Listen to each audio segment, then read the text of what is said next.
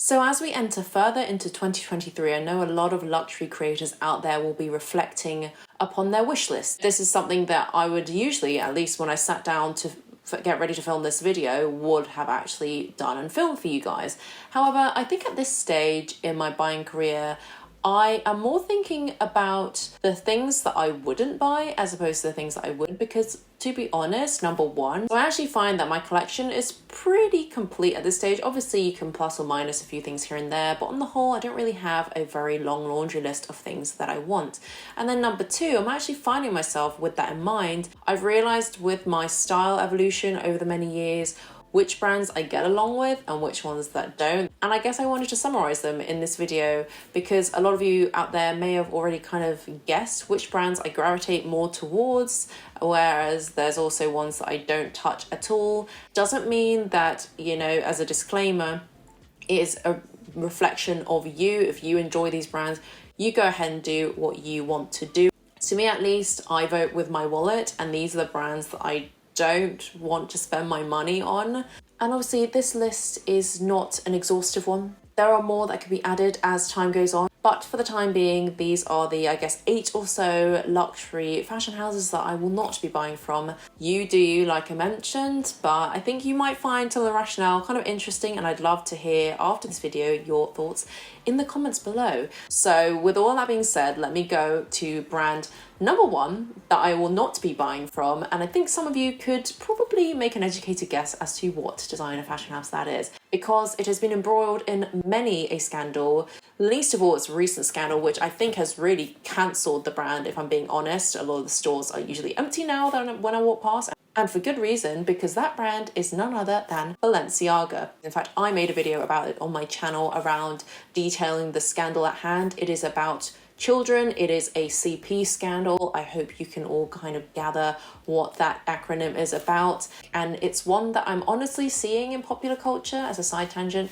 coming up time and time again around children. Leave them out of your campaigns and all kinds of heinous, disgusting things that I won't even want to talk about in this video much further. I want to be a mother one day, and I just cannot believe that brands could approve such campaigns. I've never bought from Balenciaga before. I've never had a desire to be quite honest with you. I always found their items to be very spoof, very novel, and I didn't really take them really that seriously as a luxury fashion house. I know they're very hyped up. They were all very kind of like hype beast, very young demographic, streetwear vibes, and they appealed to that demographic because they were always very vocative and they were young and fresh. But they pushed the envelope way too far. They overstepped a boundary that did not need to be stepped at all. The fact they've crossed it, I feel like they've gone to a point of no return. I think that any brands that have been or continue to be associated with that brand are doomed for failure, to be honest. I think that says a lot about sticking by a brand that is okay with having children involved in very, very delicate situations. I certainly will never support them, and there is no amount of damage control that they can do to rid themselves of this image. I will forever see them in this light, and to be honest, I vote with my wallet, and I hope this is a massive wake-up call to brands who are either considering this direction or, you know, think that this is something that is actually okay. Now let's move on to brand number 2, and I think some people may be surprised at this one potentially because it's very popular and it's off the other end of the scale compared to Balenciaga, to be honest, and it's gotten a lot of positive press, but for me it just does not match with my aesthetic, and that is Bottega Veneta. Now Bottega has done a fantastic job, and I must say kudos to the creative director and the team for reviving this honestly once archaic brand. A lot of the brands on this list of mine today are ones that have honestly, I felt like, been oversaturated and overhyped. I really don't like having stuff that really everyone else has, which I know some people might find funny because of the likes of Chanel and the other items that I have from other prestigious brands. I think some people may consider basic, but to me, what is more basic is following trends that clearly come and go. And you see a lot of Bottega items, they don't really sell well. And you know, their items are by no means the price brackets of the Chanel and Hermeses of the world, but still those things add up. And I actually find a lot of the items that people once wearing like a year or two ago are nowhere to be seen now because you can date those items back. Whereas I don't get that problem when I buy from the likes of Chanel and even some of my accessories from the likes of Hermes, Louis Vuitton, etc. I do see the merits of the brand, and I also think that their leather craftsmanship is excellent. I also think that their lifetime warranty or guarantee program is also great. I think that's something that's honestly overdue for many other luxury fashion houses in the world. And I do think that their designs are very new and fresh and novel. You don't see anything else like that out in the market, but I just don't think the brand sits with me. The items are always a little bit kooky looking. They're not the most practical. I think the fish bag is just one of the weird designs. I don't really like the weaved look as well. It's just not a brand aesthetic. That's for me. You know, I'm probably not the target demographic anyway. Now on to brand number 3, and this fashion house, I actually have a few items from them, which is, I guess, the most disappointing thing, because I'm now in, I guess, a bit of a moral conflict as to whether I wear those items. They were, I guess, bought at times which were, I guess, like milestones for me, and I do have a lot of nice memories with them, but the brand itself, I kind of struggle to support these days. And that brand is Dolce & Gabbana. So Dolce & Gabbana has been embroiled in a number of scandals, from the naming of items, for example, their slave sandals. Don't even ask me why and how they decided to name a pair of shoes like this, and they're still relevant today. But that's just one example there. And then you've also got a lot of racism and other kinds of bigotry that they have spouted over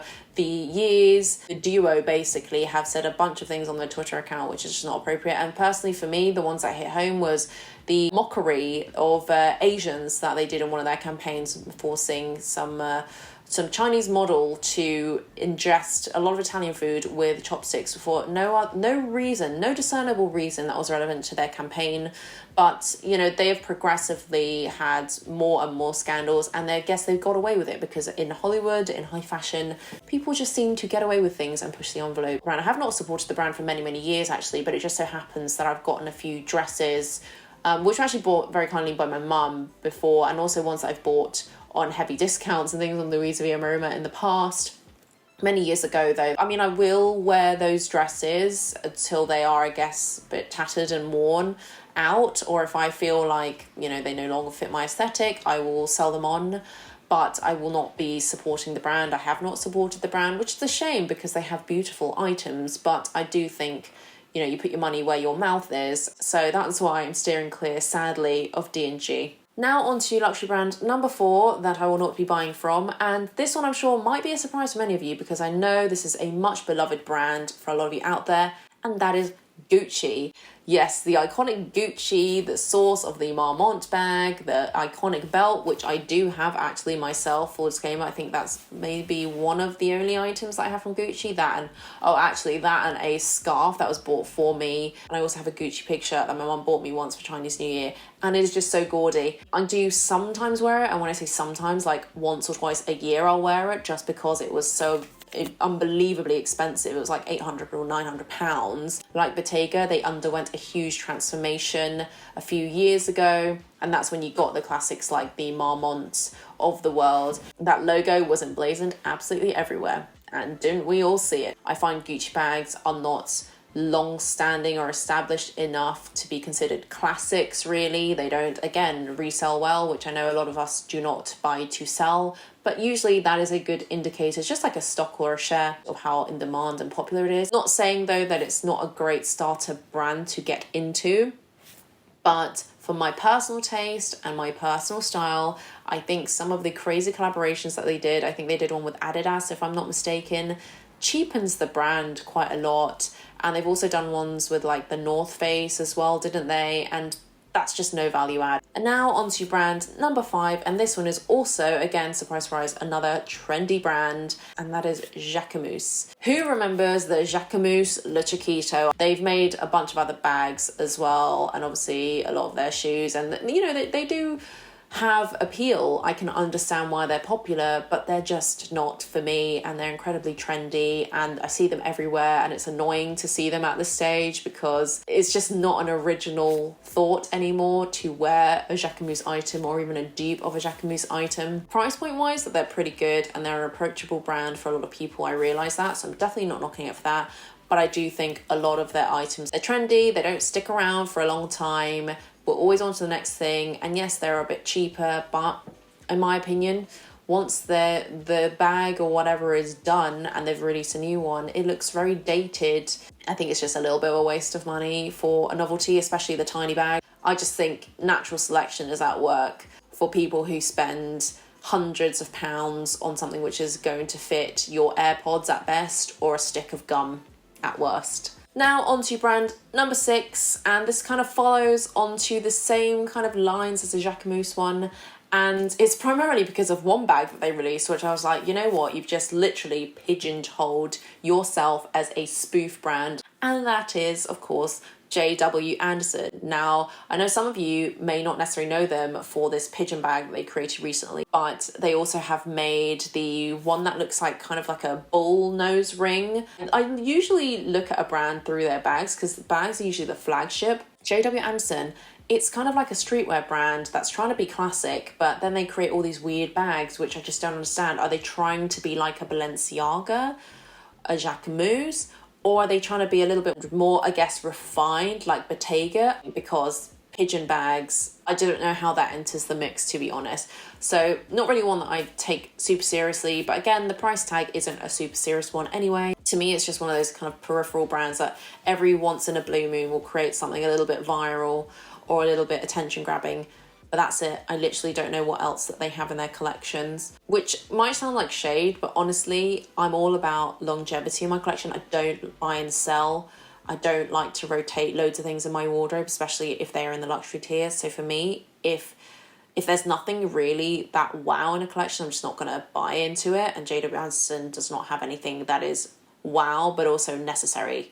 Now on to luxury brand number 7, and I guess this one's a little bit more of a conglomerate as opposed to just like one brand, and that is Kering.